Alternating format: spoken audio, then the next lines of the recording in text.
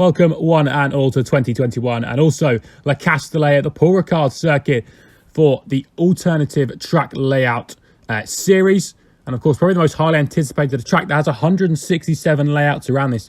What normally for F1 is a 5.842 kilometer circuit. I'm sure with the alternative layout we'll be taking today, it's going to be a little bit different as per normal.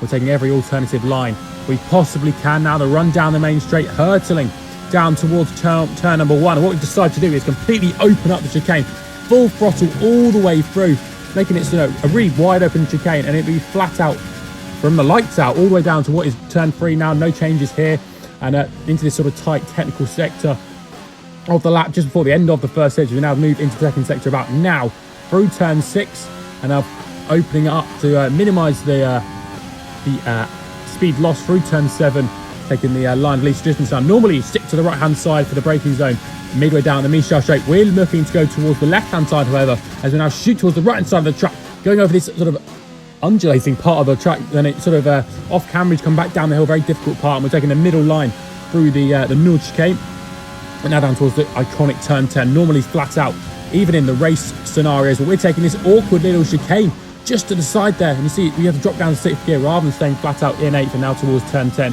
Quite an iconic corner at Paul Ricard, and very impressive corner.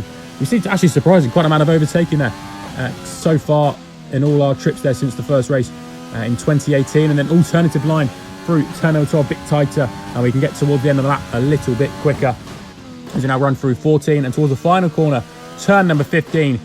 Going to car slow down for this little hairpin, and now the run towards the line. But a very interesting layout, and it is quite funny actually because there are a lot of unavailable layouts to us.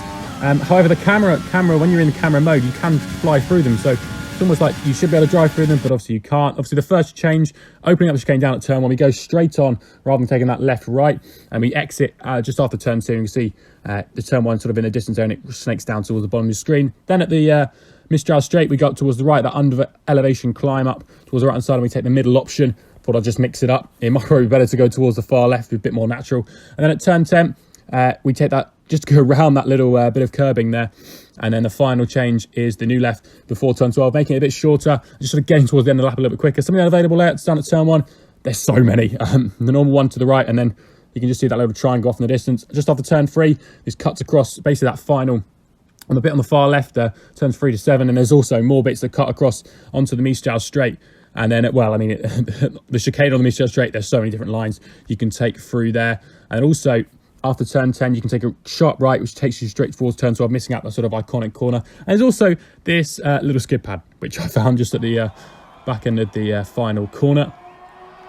But a track that it is a little bit annoying. 167 layouts in real life. The cameras themselves, when you're in camera photo mode, you can sort of cut across the track. The game doesn't restrict you in that way. And I just feel like Codemasters might as well let us, drive some of these alternative layouts. It will be fun.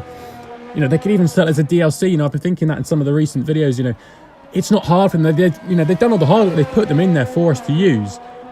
They just need to open us, let us drive through there rather than forcing the cars to reset. Because there's so many bits that can cut across from turn 1 straight onto the Mistral straight, and we can take so many different variations. I think there's the shortest layout's about 800 meters, and the longest one is basically the one we do. And I think that climb elevation on that chicane would make it really quite interesting in the race. My little sketchy's got to sort of go to the right and then up to the left, so a bit difficult in the race. But the one at turn 1 is one I quite like. I think you'd have to reprofile turn 3 a little bit, make it more of sort of an overtaking opportunity, and you couldn't sort of have cars just behind it in turn 5, sort of in the firing line a little bit. But I think that make the start of the race is so exciting as well, because you're basically flat out from the grid all the way down to turn 3, and that can make things really exciting. Because turn 1s have been quite eventful. It's first lap definitely have been quite eventful at France, so that could just add to it, and also just make it a bit more of an overtaking opportunity in the race. There's only really at that turn 8, 9 on the Mistral which you can overtake. Thank you everyone for watching the first video of 2021. Make sure to subscribe, like, and we'll see you all very, very shortly for some more videos on F1 2020.